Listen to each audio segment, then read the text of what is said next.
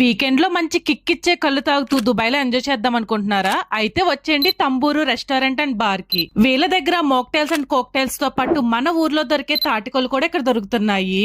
అంతేకాదండో ఈ తాటికల్లులో grape flavour, ginger, chilli, normal ఇలా 4 ఫ్లేవర్స్ అయితే ఉన్నాయి. రెస్టారెంట్ అంబియన్స్ అయితే కేరళ ట్రెడిషన్ లో ఒక రేంజ్ లో ఉంది. ఫ్యామిలీస్ కి సపరేట్ గా మంచి సిట్టింగ్ కూడా ఉంది. మాకైతే కళ్ళు, కోక్టైల్స్ లాంటి మంచి హ్యాబిట్స్ అయితే లేవు.